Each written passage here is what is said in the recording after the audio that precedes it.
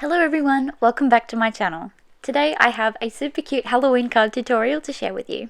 One of my crafty friends messaged me and asked if I could make a card using some scraps. And although I don't think this quite hit the mark because these are giant pieces of scrap, not really scrappy paper, I still really love how this turned out and I couldn't wait to show you. I promise I'll do another card soon with pieces that are clearly scraps, not just big chunks of leftover cardstock.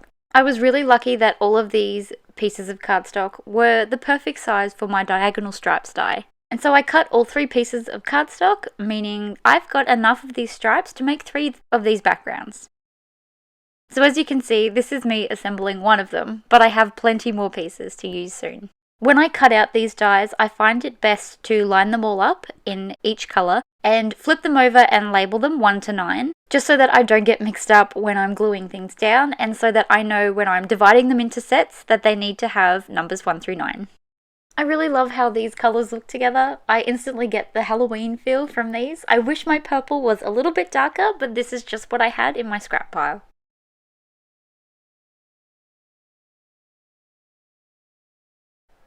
Once my background was done, I gave it a few moments to dry, and now I'm going to go over it with some white gold watercolour pigment.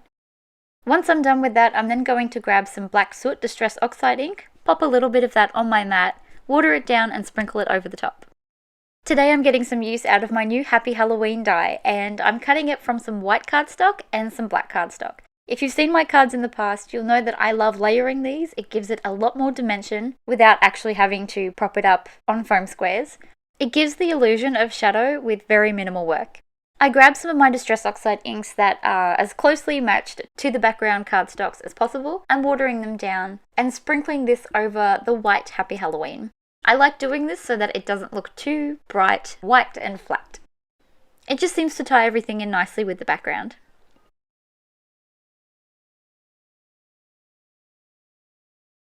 I'm going to be decorating my background today by stamping directly onto it, and I don't really do this very often, mostly because I like to ink blend my backgrounds or I've got too many things in the foreground to worry about decorating a background. But today I thought we're doing something different with the scrap cardstock, so we'll do something different to decorate it.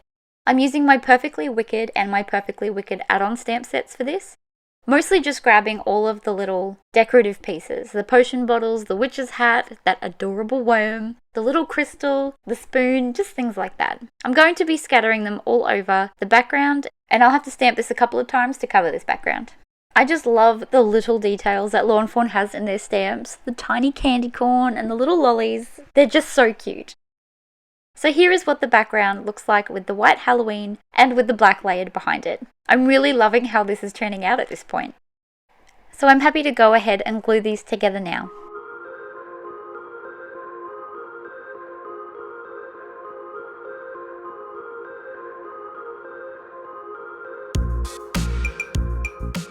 As much as I was loving the sentiment and loving the background, I really felt like the front of this card needed something extra. So here I am just stamping out 2 little cats with a cauldron and a little potion bottle.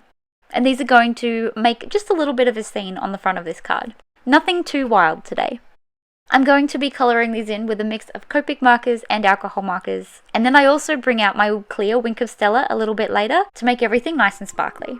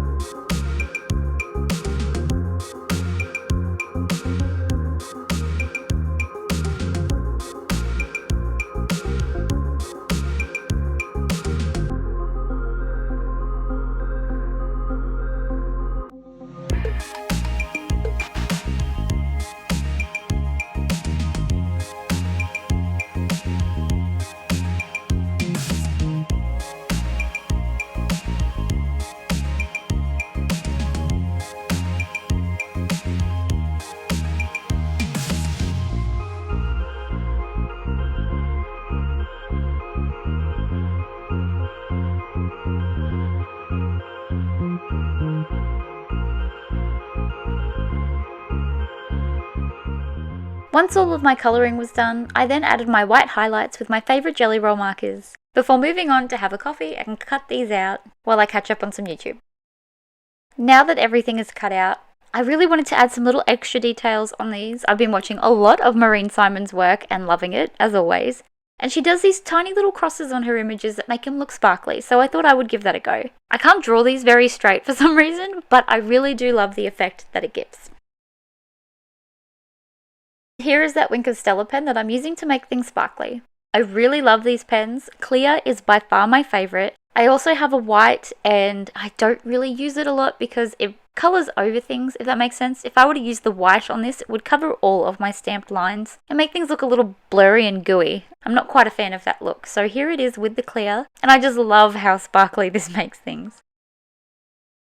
While I'm here, I'm going to glue my little accessories to my cat's paws. So this little guy is going to be holding the spoon and standing by the cauldron, which I'm also going to glue those pieces together now. And the other cat is going to be holding this cute tiny purple potion bottle. Before I go adding my images and bringing dimension to the front of this card, now is the best time for me to stick my double-sided tape on the back. And before I forget, I'm going to quickly add my logo to the back of this card. I remove the backing to the double-sided tape, make sure I've got my card front up the right way, and then I line my card base up with this from the back. I've mentioned before in a few videos that I have been cutting my card bases just a little bit smaller than the backgrounds that I'm making like this, so it's easier to line it up from the back and make sure I have that tiny border going around the edges. I'm now going to adhere my Happy Halloween to the center of this card, using my loose images to measure out exactly where I want this. And thank goodness for PVA glue because I needed to slide this one around a little bit before I was happy. After adding some foam squares to the back of my images, I was then ready to stick them on.